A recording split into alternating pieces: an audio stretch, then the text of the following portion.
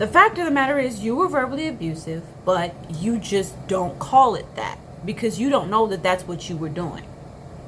Because at the time, and in that particular environment with that particular leader, it was perceived as deserving.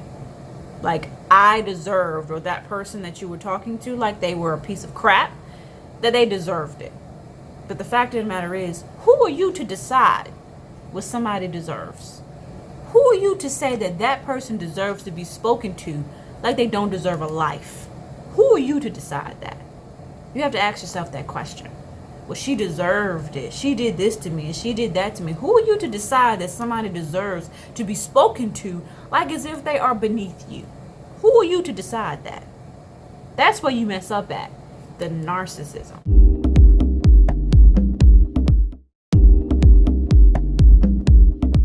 Hello YouTube, it is Sydney Island here. That's Island with a Y, not an S. And today we're going to talk about something that I guess you could say was a little bit serious. Yeah, anybody who knows me knows. As a life path number 5, if you're into numerology, I can be serious, but I feel the best when I try to make light of seriousness. That's why I do comedy skits on my channel, because I have a serious side to me being a Taurus, right? I have a serious side to me.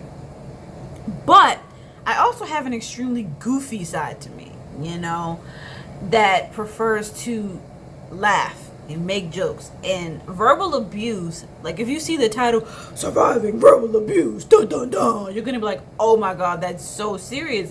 And it is. It is. But there is a light side to it. Is the camera angle good, girl? You good? Okay, girl. You know what I'm saying? Maybe we should show them collarbones. Show them collarbones, girl. Them collarbones. Okay. I've had a couple of compliments on my collarbone, so I'm like, okay, let me model. It's giving model. Okay. Damn. I look like I'm at the strip. Okay. Surviving verbal abuse. Finally telling my story. Okay. So I have been a victim of verbal abuse. I want to start off by saying that. But it's over with. I'm no longer being verbally abused. I'm in my own personal space and I don't have to deal with verbal abuse on a regular basis. Thank God.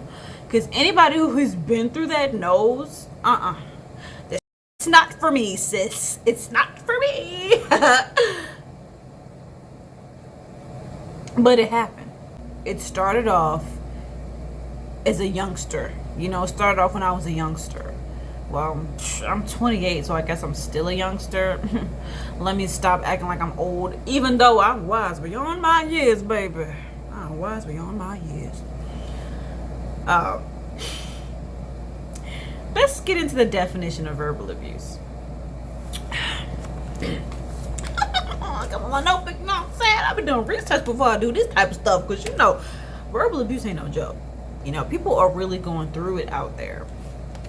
As somebody who's been through it, I want to help as many people who are currently going through it and who have just got out of it, and they're trying to understand what the F happened. Well, that's why I'm here on the internet, to help you out. Sis, bro, I'm here for you. So, the definition of verbal abuse is the act of harassing, labeling, insulting. Labeling, oh my God, PTSD, Lord. Labeling, insulting, scolding, rebuking, or excessive yelling towards an individual. It can also include the use of derogatory terms, the delivery of statements intended to frighten, humiliate, or belittle a person. Okay, that's the definition of verbal abuse, the textbook definition of verbal abuse. My definition of verbal abuse: a mother effer who got you all the way effed up.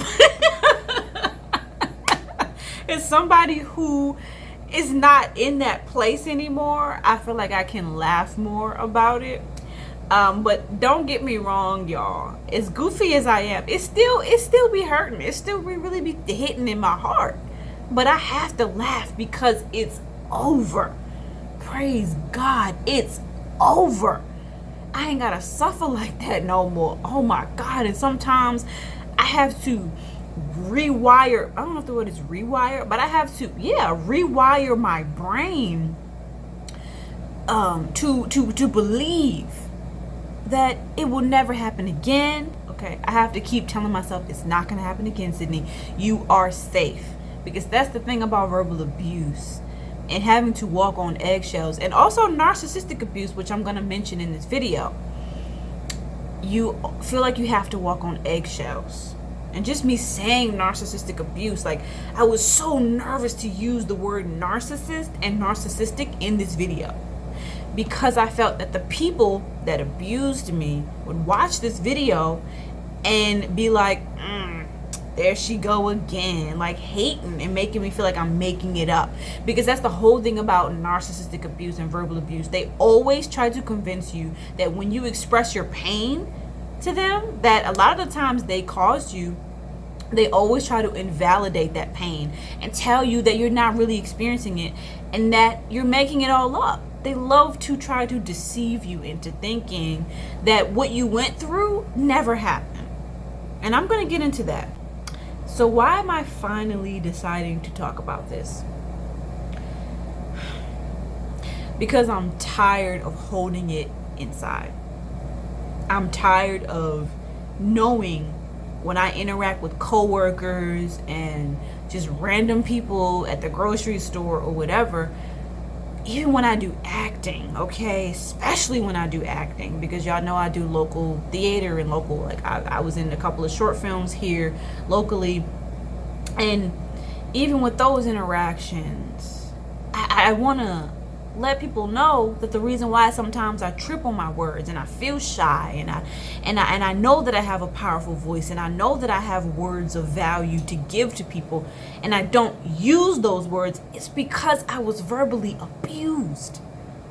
And I want to say that. I want to say it. But I feel like, how do you say that to a stranger? How do you say that to a stranger without feeling like you're sharing too much? Without feeling like you're oversharing? And a lot of the times, I'm one of those people that I'm very introspective, okay? I really love to reflect on the past. Sometimes I don't want to. It's just torture sometimes. I'm like, damn, that happened 2 years ago. Let it go. But it's so hard. It's hard to let it go when it broke your heart. That's what narcissistic abuse did to me. It really made me like feel like I had to reevaluate my whole life and redefine who I was and change my identity. So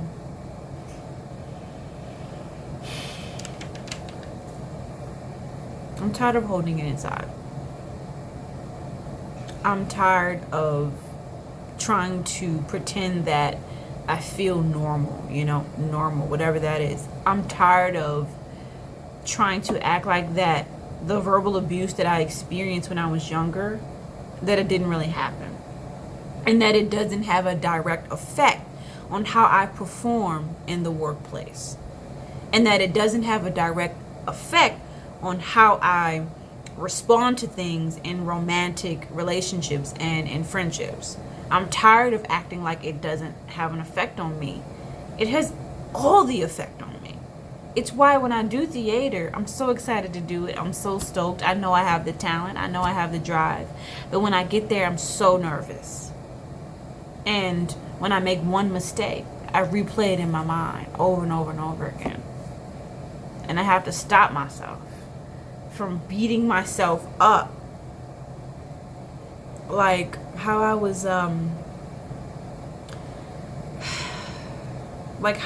was, conditioned to do. So, being a victim of verbal abuse. And the thing is, a lot of the times when people are verbally abusing, not all the times, but a lot of the times, when people are verbally abusing you, sometimes they don't know that that's what they're doing. I feel like that's a really important thing to note. Because when you get scared and you get on YouTube and you want to talk about it and you're like, oh my gosh, they're going to be like, oh my gosh, how dare she say that we were verbally abusing her? All we did was love her. All we did was help her. How dare she? The fact of the matter is you were verbally abusive, but you just don't call it that because you don't know that that's what you were doing. Because at the time and in that particular environment with that particular leader, it was perceived as deserving. Like I deserved, or that person that you were talking to, like they were a piece of crap, that they deserved it. But the fact of the matter is, who are you to decide what somebody deserves? Who are you to say that that person deserves to be spoken to like they don't deserve a life? Who are you to decide that? You have to ask yourself that question. Well, she deserved it. She did this to me and she did that to me. Who are you to decide that somebody deserves to be spoken to like as if they are beneath you? Who are you to decide that? That's where you mess up at. The narcissism. Thinking that because you feel they deserve all of these negative words, that you're going to vomit it on them and they should just take it. What if they walk away? What if they catch on to the mind games and the schemes and they finally realize, I don't deserve to be spoken to this way, and they walk away? What do you do then? I tell you what you have to do. You have to face yourself. And that's what a narcissist is terrified to do, is face themselves. So they choose an easy target, somebody that they feel is weak and won't stand up against them. They choose that person and they vomit all of these awful things to them. Because in their minds, in their hearts, they feel that that person wronged them. And when you're a narcissist, a lot of the times you're very delusional. Most of the time you're delusional. And you think that person wronged you when they really did nothing to you. You did it all to yourself. And deep down inside of a narcissist's heart, they know that the pain that they are experiencing, they inflicted upon themselves. But they struggle to accept that. And so they need a scapegoat. And that was me. Being the middle child, I was the family scapegoat. All of the things that I have not accomplished in life, the reason why I am financially stagnant is because of Sydney. But what if you acknowledge the truth? The truth that eats you up at night, that you know is the truth, but you refuse to face, is that you are the reason that you are financially stagnant. You had a certain amount of money in your bank account, and you admit it out of your mouth, because a narcissist will always admit the truth, but they won't remember it. Coincidentally, they won't remember it. I remember when you said to me, and this is a actual family member in my life, that you had all the money, you had all the time to move out, right? They will always admit the truth when they're confessing to you, when they're so upset about whatever, right? And you said to me, I could have moved out. I had the money. I had the time. I could have moved out. I have the car. I could have, but I was scared. I was scared.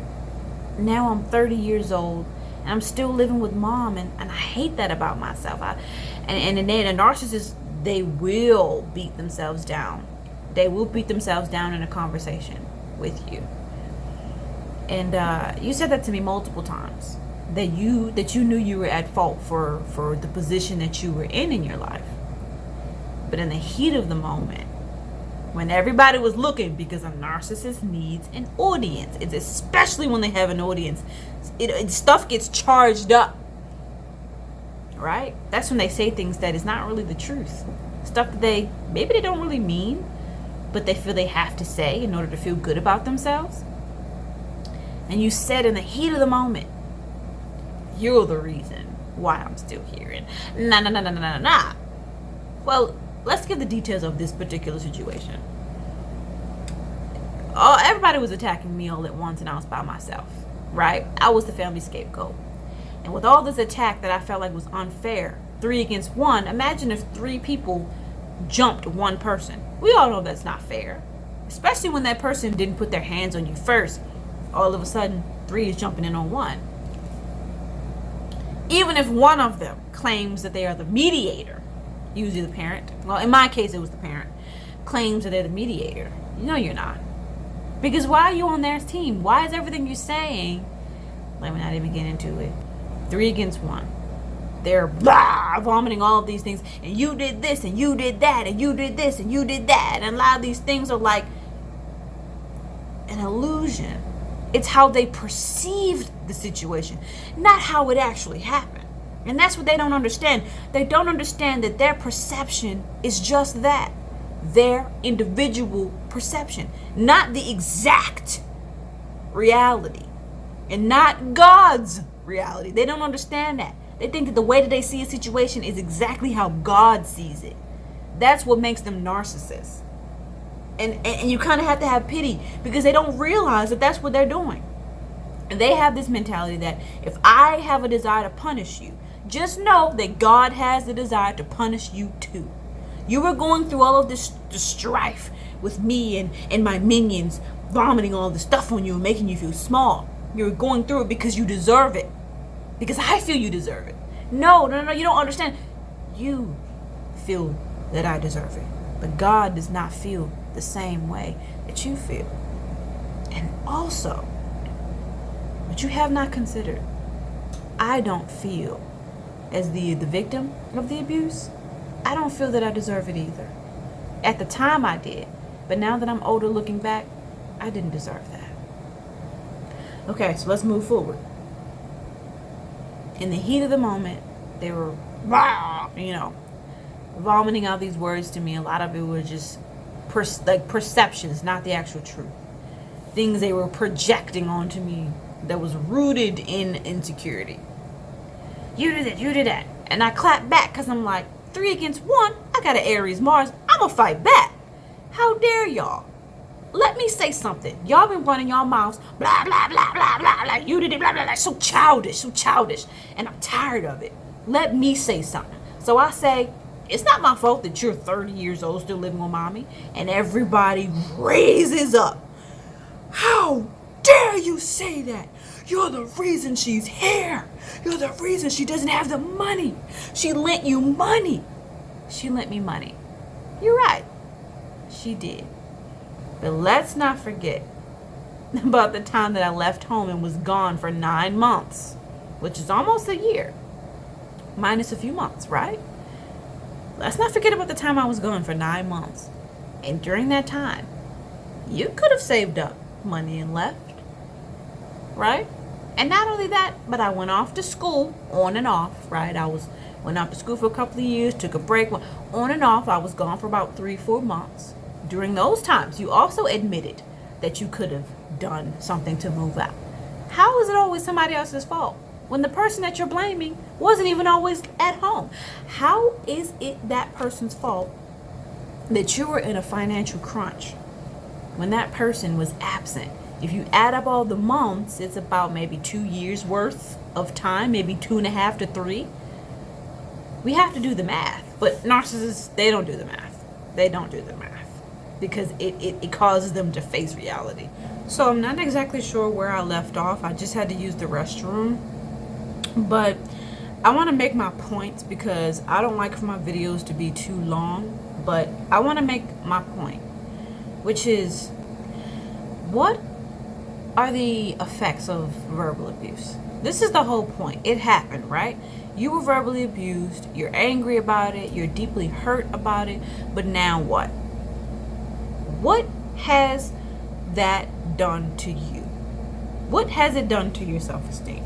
Well, a lot of the times, the long-lasting effects of verbal abuse, and let's just point this out, that the effects of verbal abuse can last for many years. Okay, you can literally be 35 and you still have these negative habits that were birthed out of the verbal abuse that happened to you when you were 10 years old.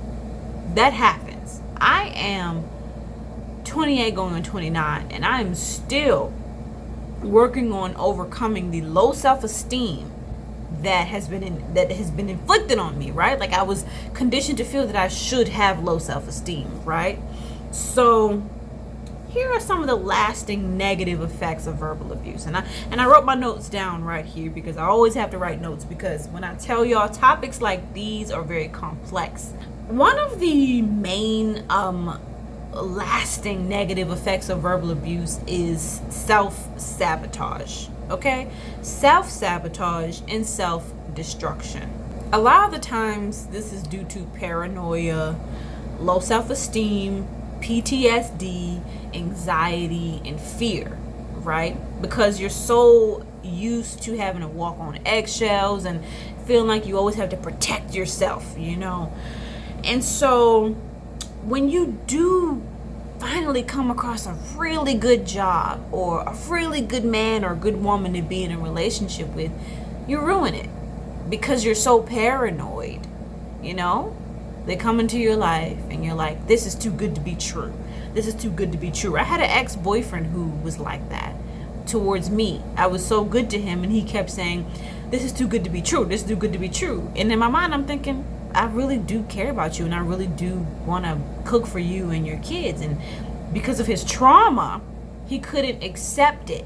So he ruined the relationship because he felt he didn't deserve a good partner like me. Right? And that's what traumatized people do, especially somebody who's a victim of verbal abuse. That's just an example, okay? For me personally, I definitely was a victim of verbal abuse, not just from family, but from ex-boyfriends, you know, and just male partners. And when I stayed at a homeless shelter, it was a man that ran one of the homeless shelters that was very verbally abusive. And I walked into the shelter very buoyant and flamboyant. I don't know which one. Flamboyant. I walked in very flamboyant and very goofy and lively and just like my usual bubbly self. That's who I really am naturally. I'm a very bubbly, silly, fun-loving person. And I noticed after those little meetings that he would hold where he would have all the women gather around and he would humiliate me because I was one of the youngest, and he saw me as the easy target because I also was homeless and didn't have a family, and he knew that. I opened up to him about that. He knew my backstory and he used it against me, blah, blah, blah. He verbally abused me in front of the women. So from those experiences, you develop a perspective of people are going to do it to me again. It's going to happen again. Or you think to yourself, I have to carry myself like this. I have to put this shell over myself. I have to be super on guard all of the time to make sure that it doesn't happen again. And you develop self-sabotage behaviors and self-destructive behaviors like substance abuse, self-mutilation. In my case, when I would get off the phone, and I've never told my mother this, but the way that she would speak to me, it would hurt my feelings so much, and it would make me feel like a piece of crap to the point where when I would get off the phone with her, not all the time, but it was this one time in particular, because I didn't have a home. I was sleeping in a hotel with mice crawling in the walls, and I was there because I was trying to get away from that whole abuse and negativity that came along with being the black sheep, because I was too nice for my own good, right? I was a quiet introvert, and they all saw me as an easy target. And I ran to this dinky hotel because it was all I could afford to get away, to escape, and it was crazy. I kept saying escape. I kept using that word to my sisters. I kept saying, I'm gonna escape, and they would look at me like I was being dramatic and I was being spoiled. But the thing is, they didn't feel a need to escape, but I did, because I was the scapegoat. My experience was different than theirs, and that's what they didn't understand. Well, our experience is fine. I don't know why you over here acting like you need to escape. That's a dramatic word, but that was what it was for me. I felt like a prisoner. And so I remember getting off the phone with my mom after she just ripped me to shreds over some, I don't want to get into the depths of it. And I remember cutting my wrist. I had a razor that I got from a job that I had been working at. I was working at a hair store. It was one of those, Asian-owned beauty supply stores. And it was literally in walking distance from the motel that I was staying at. And I was working there because it was in walking distance. And I remember taking one of the razors that we used to cut the boxes open that had the hair products and stuff in it. I used one of those razors, and I went to the bathroom at work. And one time when I was in the hotel, I just took one of those little metal square razors, and I just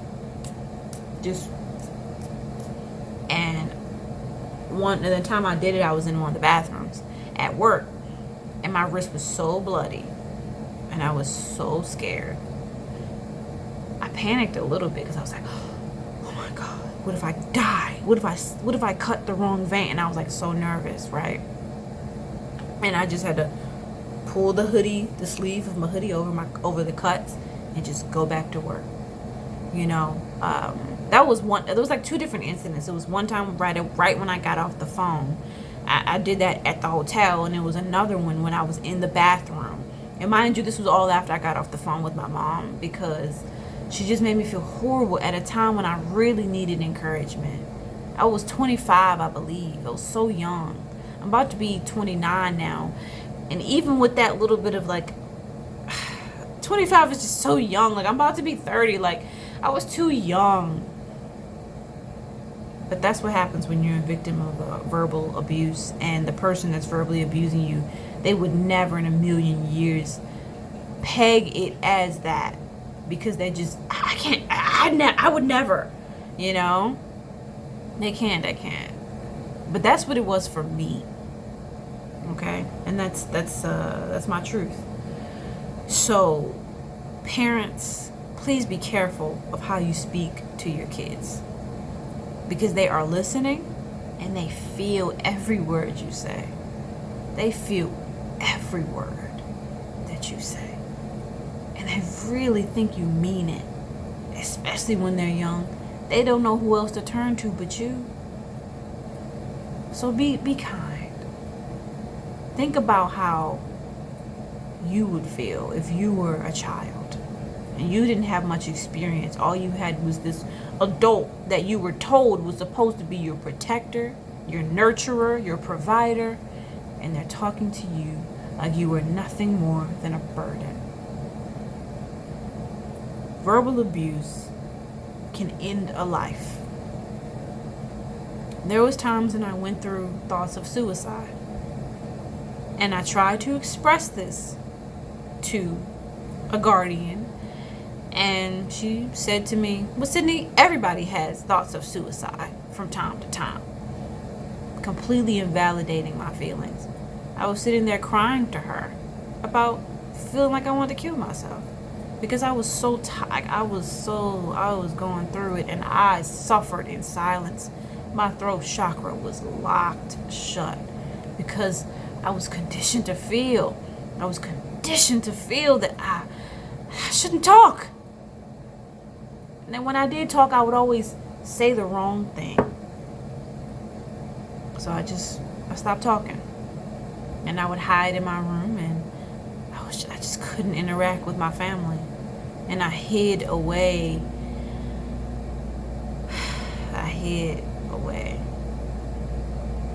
And they knew that I was the only one not saying anything to anybody, and they liked it. Most people who have a family member that they really care about, they're going to say, I've noticed that you isolated yourself from the family. You haven't said anything. You walk through the door and you don't say anything to anybody. You just rush to your room like you're scared of us. Are you okay?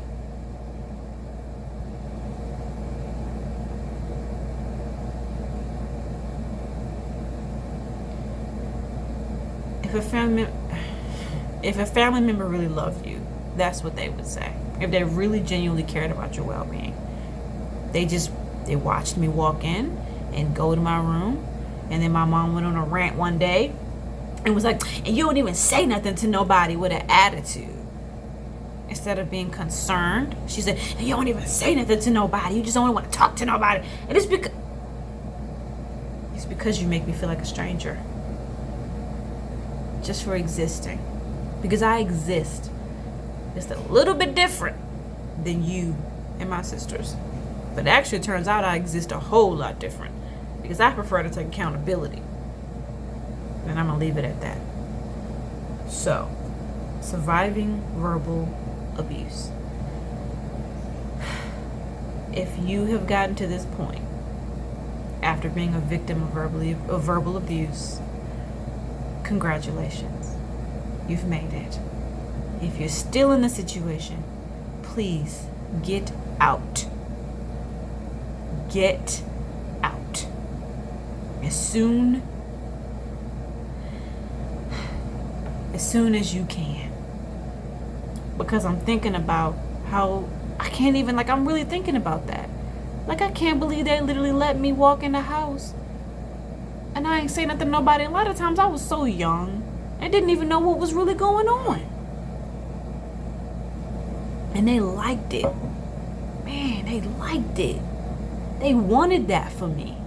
That's is one of the signs of narcissism. They love to make one person feel ostracized. Because it's all about anti-community, anti-unity. So as somebody who's an empath, your job is to bring people together. More than likely you're an empath because narcissists love empaths, because empaths give a damn way too much. And that's all a narcissist needs, is somebody who gives a damn about the bull crap that's spewing out of their mouths.